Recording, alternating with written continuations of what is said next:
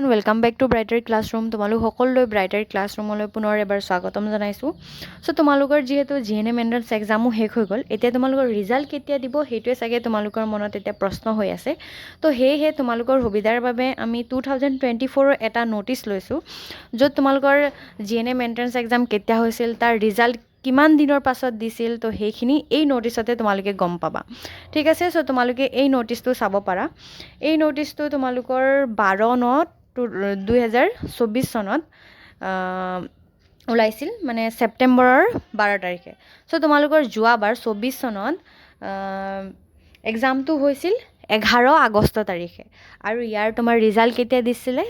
12 সেপ্টেম্বৰ তাৰিখে মানে কিমান এমাহৰ পাছতে তোমালোকৰ ৰিজাল্টটো দি দিছিলে তো গম পালা যে তোমালোকৰ জিএনএম এন্ট্ৰেন্স এক্সামৰ যেটো ৰিজাল্ট দিব যেটো তোমালোকৰ 13 তাৰিখে হৈ গৈছিল 13 জুলাই তাৰিখে হেতু তোমালোকৰ এক্সপেক্টেড ৰিজাল্ট ডেটটো তোমালোকে ধৰি লব পাৰা 13 আগষ্ট তাৰিখে বা 12 আগষ্ট তাৰিখে বা 14 আগষ্ট তাৰিখে তো হিমানটো হ'ব পাৰে নহলে 15 আগষ্টৰ পাছতো দি দিব পাৰে ঠিক আছে তো হেনেকৈ তোমালোকে এই এক্সপেক্টেড ডেটটো ধৰি লোৱা যে 15 আগষ্টৰ পাছত দিব পাৰে বা 15 আগষ্টৰ আগত দি দিব পাৰে কাৰণ এমাহৰ পাছতে তোমালোকৰ ৰিজাল্টবোৰ দি দিয়ে জিএনএম তো তোমালোকে ধৰি লবা যে তোমালোকৰ 12 আগষ্ট তাৰিখে বা 15 আগষ্টৰ পাছত দিব পাৰে ঠিক আছে তো হেকাৰণে তোমালোকে ওয়েবসাইটটো চেক কৰি থবা SSUHS বুলি তোমালোকে গুগলত মাৰিলেই তোমালোকে পাই যাবা ওয়েবসাইটটো তো তাতে তোমালোকৰ যদি ৰিজাল্ট দিয়ে নোটিসটো ওলাই যাব সো তোমালোকে তাৰ পৰাই স্কোৰ কাৰ্ডটো ডাউনলোড কৰি কোনে কিমান মাৰ্ক পালা কাৰ ৰেংক কিমান সো তোমালোকে তাৰ পৰাই চেক কৰি লব পাৰা ঠিক আছে তো এইটোই আছিল 2024 ৰ নোটিসখন সো হেনেকে তোমালোকে প্ৰেডিক্ট কৰিব পাৰা যে তোমালোকৰ এক্সামটো এমাহৰ পাছত হ'ব সৰি ৰিজাল্টটো তোমালোকৰ 1 মান্থৰ পাছতে দিব এক্সাম হোৱাৰ পাছত ঠিক আছে এক্সামটো হৈ গল তো এতিয়া তোমালোকৰ ৰিজাল্ট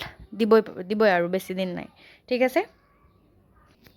এতিয়া তোমালোকৰ আনটো কোৱেশ্চন হৈছে যে তোমালোকৰ এক্সামটোৰ ৰিজাল্টটো দিলে যেনিবা তাৰ পাছত কাউন্সেলিং কেতিয়াৰ পৰা ষ্টাৰ্ট হ'ব তো তোমালোকৰ 24 সনত কাউন্সেলিংটো তোমালোকৰ কেতিয়াৰ পৰা ষ্টাৰ্ট হৈছিল এটো দেখিবই পাৰা তোমালোকৰ 22 অক্টোবৰ তাৰিখৰ পৰা 26 অক্টোবৰৰ ভিতৰত তোমালোকৰ ফাৰ্স্ট কাউন্সেলিংটো হৈছিল ঠিক আছে ইয়াতে দিয়া আছে যে ডেট অফ কাউন্সেলিং 22 অক্টোবৰ 2024 তো ইয়াত কৈছে যে all candidates who obtain rank from 1 to 300 in order of merit in exam entrance examination so তোমালোকৰ ৰেংক 1 ৰ পৰা 300 যাৰ আছে তো তাহাতক ফাৰ্স্ট কাউন্সেলিংত মাতিছিল 22 অক্টোবৰ তাৰিখে তো সোৱা তোমালোকৰ সেপ্টেম্বৰ 12 তাৰিখে তোমালোকৰ ৰিজাল্ট দিছিল তাৰ এমাহৰ পাছতে তোমালোকৰ কাউন্সেলিংটো ষ্টাৰ্ট হয় আৰু তেতিয়া তোমালোকৰ যিখিনি ডকুমেন্টস লাগে সেইখিনি ৰেডি কৰি থব পাৰা তো ডকুমেন্টস কি লাগিব তো তোমালোকে ইয়াতে চাব পাৰা candidates must bring all original testimonials that is marksheet তোমালোকক লাগিব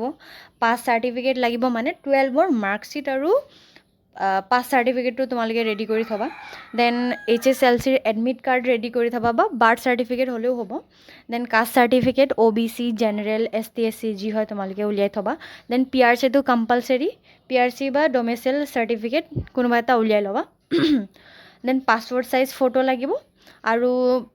তোমালোকক যিখিনি জিএনএম এন্ট্ৰেন্স এক্সাম হল তাৰ যিখিনি এডমিট কাৰ্ড স্কোৰ কাৰ্ড যিখিনি আছে সেইখিনি গুটেখিনি উলিয়াই লবা আৰু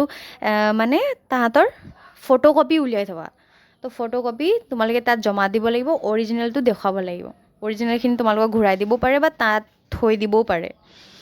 হেতু তেওঁলোকে ডিসাইড কৰিব কি কৰে কিন্তু তোমালোকে সেইখিনি ডকুমেন্ট উলিয়াই থবা লগতে PRC টো কম্পালসৰি PRC উলিয়াই থবা আৰু তোমালোকৰ এটা মানে যিখিনি ডকুমেন্ট ললা সেইখিনি গুটেখিনি তোমালোকে এটা ফটোকপি উলিয়াই থবা